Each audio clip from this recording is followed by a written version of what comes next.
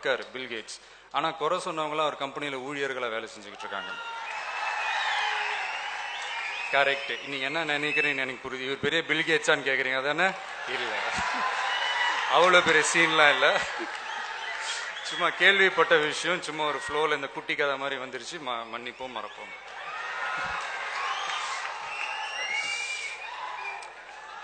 அதாவது கடவுள் முன்னாடி மண்டி போட்டால் யார் முன்னாடி எழுந்து நிற்கலாங்க?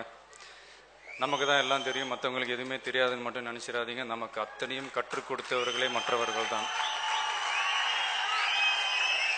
ஒரு ஒரு ஒரு சின்ன விஷயந்தான், ரொம்ப அவையா போய் ஏன் பேசுகிறான்னு நினைக்க வேணாம். அதாவது இன்னைக்கு இருக்கிற யங்ஸ்டர்ஸ் மத்தியில் இந்த நாட்டுப்பற்றுலாம் அவ்வளோ இல்லை அப்படின்ற ஒரு சின்ன குற்றச்சாட்டு இருக்குது. அதை நான் பெருசாக ஒத்துக்க மாட்டேன். இந்த கிரிக்கெட் மேட்ச்லாம் நடக்கும்போது நம்ம பார்க்குறோம், அதுவும் இந்தியா பாகிஸ்தான் மேட்ச், நான் சொல்லவே தேவையில்லை. என்ன ஒன்றுனா, விளையாட்டாக எடுத்துக்க வேண்டிய கிரிக்கெட்டை நம்ம சீரியஸாக எடுத்துக்கிறோம். சீரியஸாக எடுத்துக்க வேண்டிய விஷயத்த நம்ம விளையாட்டாக கூட எடுத்துக்க மாட்டேன்றோம். அதான் இங்கே நடந்துட்டு இருக்கு. இப்போ நான் சொல்கிற விஷயத்த கேட்டுட்டு ஒருத்தர் 2 பேர் வந்து யோசிக்கலாம், அதை பற்றி திருந்தலாம், ஒட்டுமொத்தமாக திருந்துவாங்களான்னு கேட்டால் அதெல்லாம் நடக்காத காரியம். ஒரு படத்தில் பல்லாண்டு வாழ்க அப்படின்ற ஒரு படத்தில் எம்ஜிஆர் அவர்கள் நடித்த படம். அதில் வந்து பார்த்தீங்கன்னா அந்த படத்தினுடைய கதையே வந்து 6 கொடூரமான 6 கொலை கைதிகளை திருத்துறது தான் கதையே.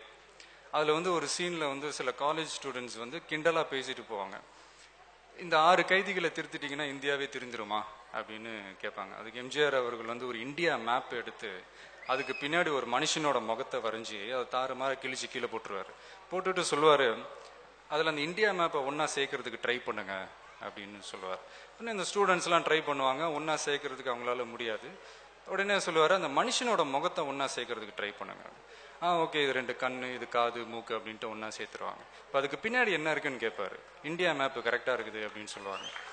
அதுக்கு எம்ஜிஆர் அவர்கள் சொல்லுவாங்க, அதுக்கு அவர் சொல்கிற அந்த டயலாக் தான், ஒரு மனுஷ முகத்தை சரி பண்ணால் இந்தியா மேப்பே சரியாயிடுது, ஒவ்வொரு மனுஷனையும் சரி பண்ணால் ஏன் இந்தியாவே சரியாகக்கூடாது.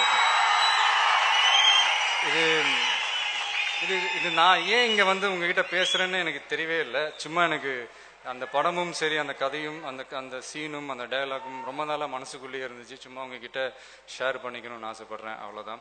அடுத்த நிமிஷம் நிச்சயம் இல்லாத வாழ்க்கை. முடிஞ்ச வரைக்கும் எல்லாரையும் சந்தோஷப்படுத்துறதுக்காக வாழ்ந்தா அந்த வாழ்க்கை அர்த்தமுள்ளதாக இருக்கும். அதையே எனக்கு தொழிலாக கொடுத்த ஆண்டவனுக்கும் அந்த தொழிலுக்கு அஸ்திவாரமாக இருக்கிற என்னுடைய ரசிகர்களுக்கும் என்னுடைய நன்றி. எனக்கும் என் ரசிகர்களுக்கும் மற்றவங்களை வாழ வச்சு அழகு பார்க்கறதுக்கு தான் பிடிக்கும். என்ன நண்பா, இன்னைக்கு இந்த ஃபங்க்ஷனுக்கு வந்த எல்லாருக்கும் இவ்வளோ தூரம், அதாவது சிட்டியில் கூட இல்லை, மகாபலிபுரம் வரைக்கும் வந்து இதில் வந்து கலந்துக்கிட்ட எல்லாருக்கும் என்னுடைய வணக்கம்.